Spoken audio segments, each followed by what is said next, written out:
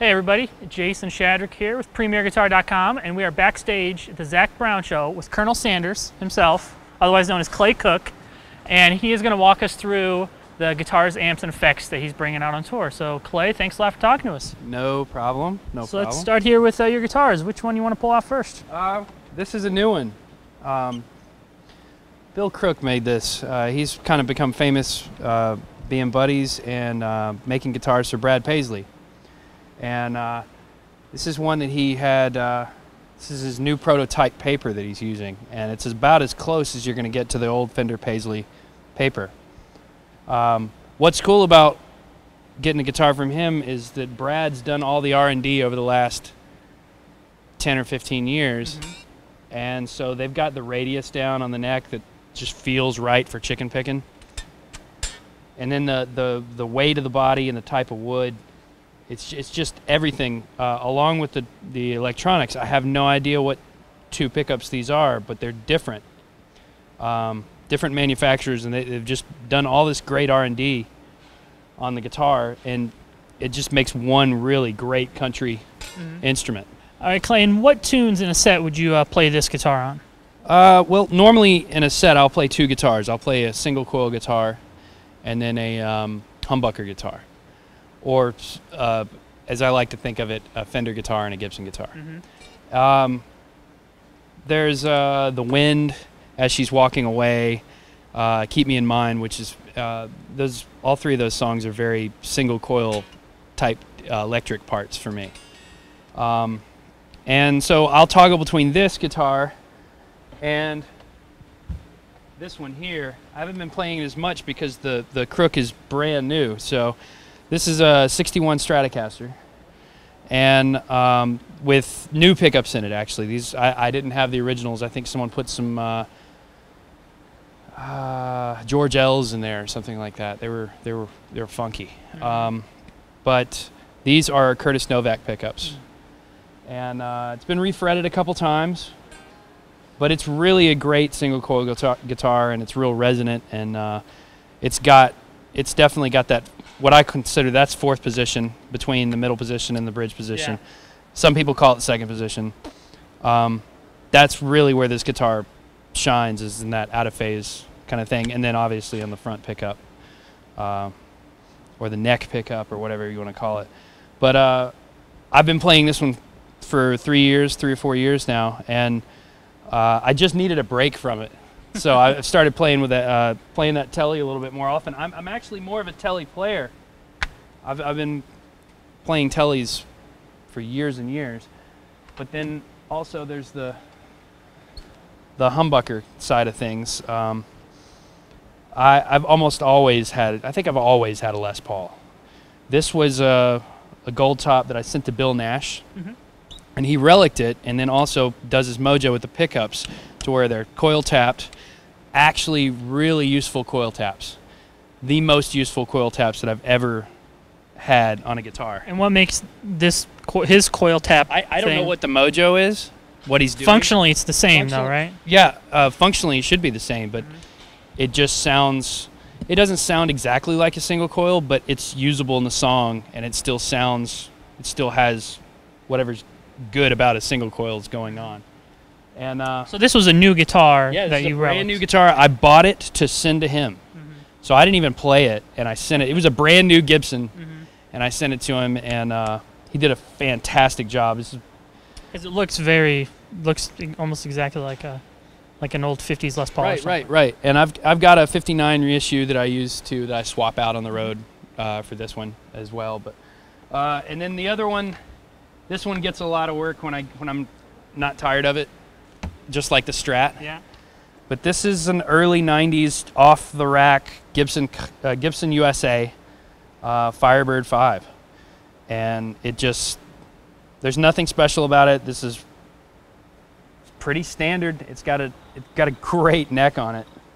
And it just sings and does a thing. This is my fourth Firebird. The other three didn't cut it.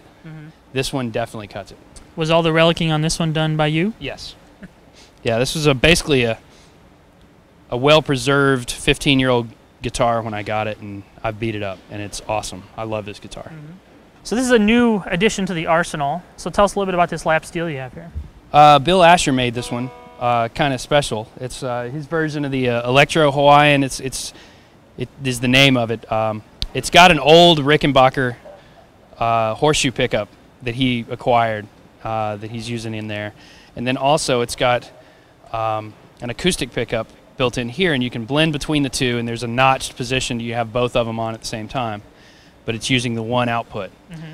So you can go either magnetic or piezo, and it's amazing. That dude's really onto something as far as lap steels, acoustic lap steels. I've got a telly that he made me with like a Charlie Christian type of pickups in both positions, and I used it for years. I don't have it out on the road currently because it's in the studio. Mm-hmm. But this thing is not only beautiful, but it sounds great plugged in. And what tuning do you use on this one? Just open E. Open E flat, or? I don't know yet. Right now it's just open E. It matters where it's going to end up, in one of the songs. Mm-hmm. I really want to start working it in because I love playing lap steel. I've done a lot with other artists, but not enough with Zach. So. And you also play mandolin during the show. What tune do you play mandolin on? There's a couple pretty fast bluegrass type of tunes. There's It's Not Okay and Whiskey's Gone, and kind of things like that where either Coy is on electric guitar and it just doesn't need organ. Mm-hmm. So it's just not going to translate as well. It sounds more high pitched and energetic to be able to play this instrument in the state of the tune. Mm-hmm. This is a Collings MF, and it sounds great. And then also translates pretty well with the pickup. It's a Fishman pickup. That's the one in the bridge and not actually the what would that be called? I don't know. In the saddle. In the saddle, but not at the actual bridge. Yeah. But it translates pretty well sonically and does what it needs to do. I've had it for years. It's great. All right, well, let's walk up on stage and look at your effects and amps. Sure. All right, so here we are with your pedal board. You like to keep things simple, it looks like. To walk us through what you have here. Well, for a long time, it was just a tuner pedal. And I'm using, just to go into the amp real quick, I'm using the Fuchs Overdrive Supreme. And I switch channels on that one. Mm-hmm. So I kind of just have two sounds, and I do everything else with my fingers, like get quiet, volume knob, all that stuff. And so long time it was just a tuner. We have a song called Goodbye in Her Eyes on the new record, and in the studio I used delay to tape. And so I kind of wanted to recreate that, and it's just kind of set for that sound. And then at the end, which most people would put a compressor first, but we put it at the end, is the Fuchs Royal Plush compressor, and that's for the telespank stuff. Like when I'm really pulling on the strings, I kind of want to just squash it and just make it all the same signal. And I used to use a Keeley for a little while, and I'm trying this one out, and I really like it. The other tuners for the Mando, and it goes to straight out of there into a DI here, and just gets sent out. But everything else is just all the other effects is what I call it. I just do it with pickup selection, playing with your fingers, or a pick. The only thing that I change on the amp is that song Goodbye in Her Eyes that I was telling you about. I have a bright switch right here. I just hit that on, and that's it. And you use one, and one's a backup? Yeah. I don't know why, but this one just sounds better. And my backup down there, I've never had to use it since these things are bulletproof, man.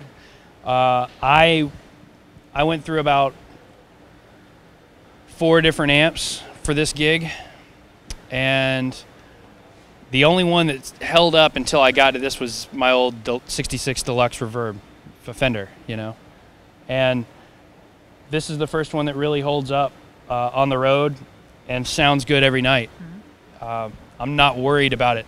Like, I've had some amps that just kind of fall apart on the road because they're just you know, they're finicky, and they've got anything with an EF86 in it is just going to be, it's the nature of the tube is it's microphonic. That's what it is. And so that's one reason why it sounds so good.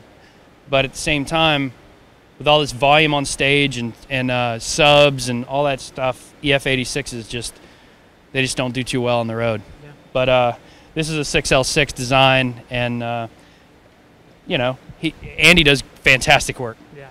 And what type of speakers and cabs are you using? I have a Fuchs 212 back there. It's all underneath. It's just two tone tubbies. I have a ceramic and a Alnico. And on the Alnico, we're using the Royer. And on the ceramic, we're using a 609, and that's it. That's the deal. And to be honest, I guess the way they set the gains, they push them up together on the faders, and it sounds great. You know, it's not out of balance or anything. All right, sir. Well, thank you so much for taking the time to walk us through your rig. Yeah, absolutely. This is Jason Shadrick with PremierGuitar.com.